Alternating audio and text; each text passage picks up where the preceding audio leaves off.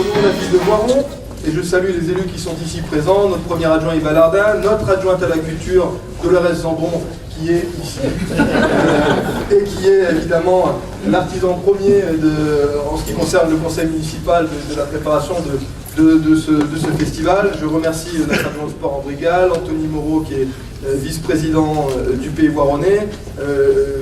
Il y avait aussi Brigitte Paris, Corinne Mollier-Sabé, Chantal Stella qui sont ici. J'ai cru apercevoir Johan Vial. Enfin, vous voyez que le conseil municipal est représenté nombreux et ça témoigne bien à la fois de la portée de cet événement qui est un événement important pour la vie culturelle de Voiron et puis de l'intérêt que les élus lui portent.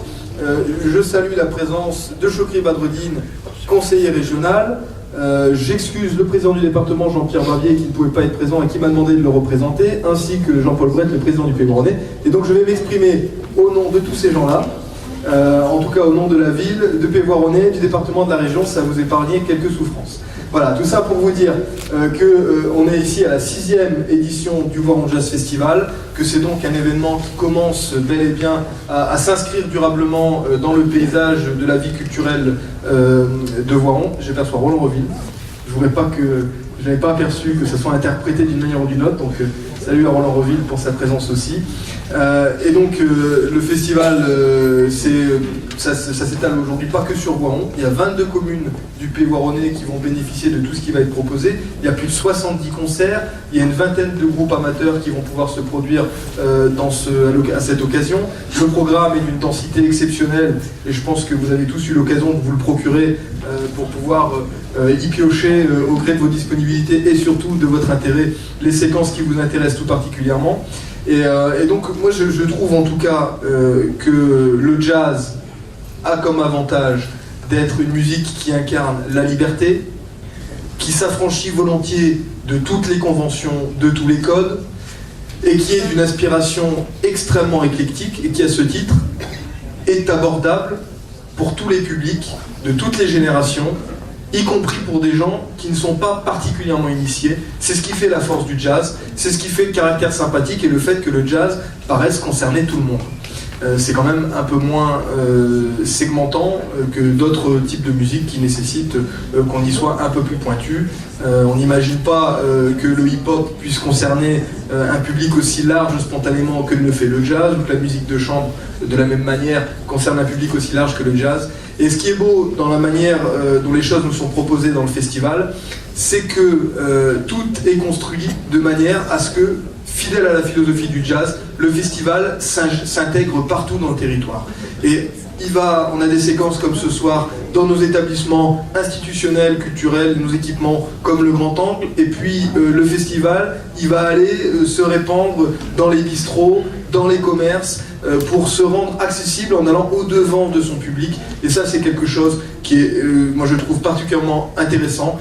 L'objectif d'une collectivité comme le Pays Voironnais, comme la ville de Voiron, comme le département ou la région, c'est bien de faire en sorte que la culture, elle aille au-devant de son public pour aller intéresser des gens qui spontanément ne feront pas la démarche d'aller dans des salles de spectacle pour assister à des représentations culturelles de concerts de jazz professionnels. Et je trouve ça d'une grande richesse. Donc je voudrais remercier tous ceux qui sont les artisans de ce beau festival, de cette belle programmation, à commencer naturellement par les artistes, sans lesquels évidemment on n'aurait personne derrière les micros. Je fais exception, mais ça va pas durer longtemps.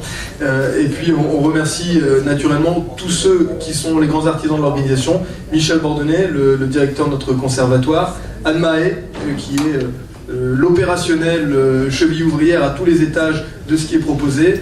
On remercie Eliane Barassetti et au travers elle tout le personnel du Grand Angle qui contribue aussi, et puis naturellement Marie-Lise Courel, notre directrice des affaires culturelles, qui était aussi à la jeunesse de cette opération et qui continue de superviser tout ça de manière à ce que ça se passe de la meilleure des manières. Donc vous voyez, c'est un vrai travail collectif qui mobilise des compétences qui sont des compétences fortes et qui sont des compétences variées.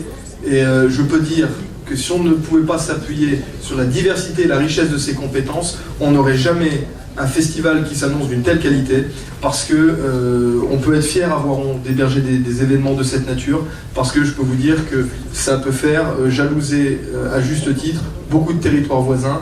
Et d'ailleurs je suppose qu'un public émanant bien au-delà de nos frontières sera parfois dans l'assistance en face des scènes sur lesquelles se produiront nos artistes. Donc je vous souhaite à tous ceux qui sont amateurs d'en profiter, de prendre beaucoup de plaisir, et on remercie encore tous les gens que j'ai cités, les bénévoles aussi qui sont mobilisés, et je vous souhaite un bon festival du jazz. Pour nous, le festival, effectivement, doit être accessible à tous. C'est un de notre objectif principal. Et ainsi, il faut savoir que 90%, près de 90% des événements sont gratuits. Ce festival doit être accessible d'abord aux enfants. Plus de 3500 enfants vont bénéficier de concerts scolaires à Voiron et dans tout le pays voironnais, accessible aux familles. Et pour ça, on a organisé de nombreux événements qui ont lieu entre 18h et 20h, et aussi le samedi et le dimanche. Accessible sur le plan géographique, effectivement on investit les centres culturels, les salles des fêtes, mais aussi les bars, les bistrots, l'hôpital, et puis les fermes. On va faire des visites à la ferme, on va faire un marché des saveurs aussi. Pour nous aussi, ce qui est important, comme le disait Monsieur le maire, c'est que le jazz est, je le pense sincèrement, profondément, est une musique populaire. Et c'est une musique qui peut vraiment véhiculer beaucoup de convivialité, de lien social. Et on s'accroche à cette idée, et je crois que ça marche pas mal. Au fur et à mesure des éditions, on voit qu'il y a de plus en plus de monde qui assiste aux concerts apéros, aux apéros de jazz, aux événements qui sont gratuits. Et il y a un phénomène populaire qui se passe. Et du coup, quand on fait la programmation, on essaye vraiment d'avoir un jazz très ouvert et très diversifié. Ça peut aller du jazz classique, qu'on aime beaucoup, le swing, à un jazz qui peut aller jusqu'au jazz électro, en passant par plein de nuances différentes. En tout cas, on s'accroche beaucoup à cette idée d'avoir un jazz au goût de tous, on va dire.